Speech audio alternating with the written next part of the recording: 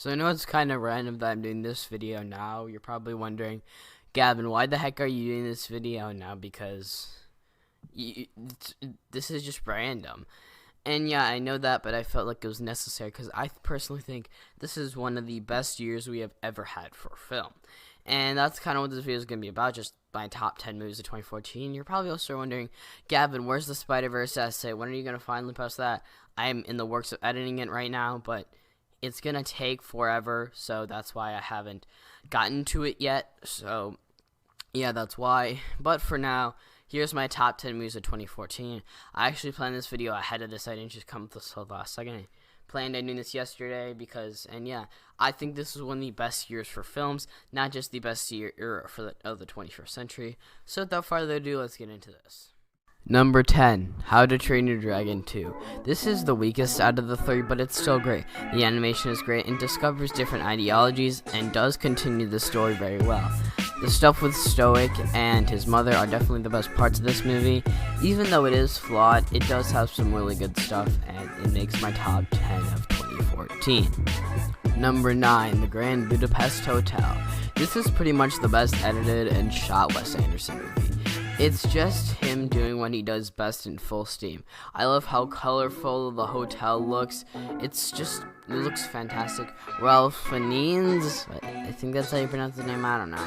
He's pretty good, but my flaw is that Dimitri is pretty bland. Nothing with him is very interesting to me. Besides that, I love the rest of the film. Number 8, Guardians of the Galaxy. It's just so incredibly entertaining. It never drags, it's just so fun. Also, the characters are pretty fleshed out and they have some great chemistry. This isn't literally exactly one of the best movies I've made. It's not brilliantly made at all. It's just a really good, really fun time. And don't worry, this isn't just going to be a ton of comic book movies. I can promise you that much, but I'm not going to say that there's not going to be any on here, so there. Number 7, The Lego Movie. This is another very fun film, and it also never lets you stop laughing until the point it wants you to. It's very creative and takes its ideas, concept, and themes to its fullest. I was 7 when this film came out in the theaters, and I really enjoyed it, and I still enjoy it to this day. Number 6, X-Men Days of Future Past. I think one of my favorite parts about this film are the ideas. I really like the idea of a time travel concept, and unlike Endgame, it doesn't have a dumb explanation not to kill the enemy. The performances are absolutely out of this world. It takes both amazing casts and puts them in one movie, and Mystique is not as dull in this movie. In First Class, she didn't have much of a character, but here she has a really important... He's really important to the story. And I know there's probably going to be some people saying, oh, Gav, another comic book movie. But it's a very good comic book movie, so. Number 5, Dawn of the Planet of the Apes. The second entry to my favorite trilogy. Even though it's my least favorite of the three in the trilogy, I still love it. The CGI is, of course, fantastic, as well as Andy Serkis in the movie. The action is great, but it also does what a sequel should do. It's sort of the aftermath of what happened in the first film, which is probably one of the best things to do with the sequel.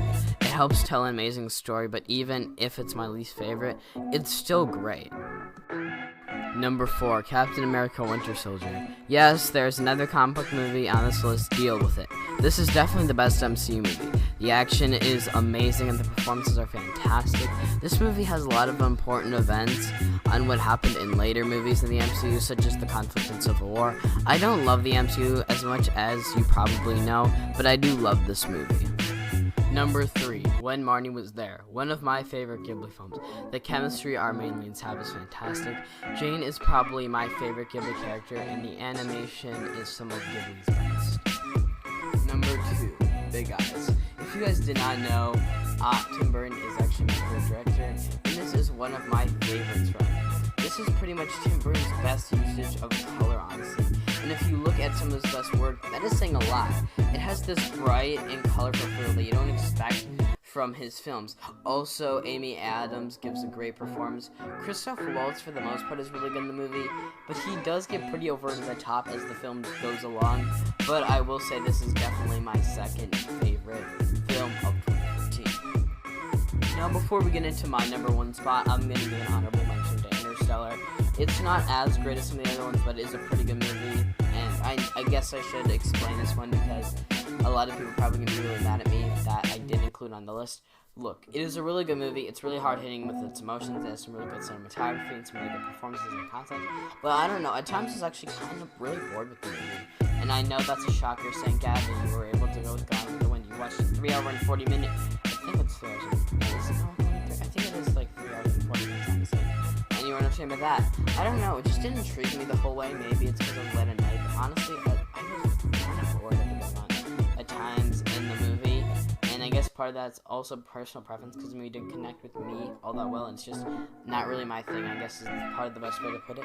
But I don't know, it's still a really good movie. It couldn't be the top 10.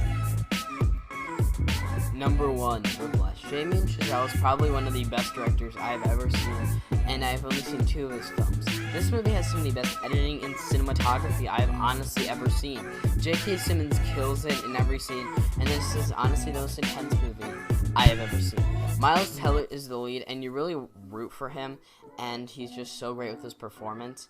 This is my favorite movie of 2014, and it was just so fantastic.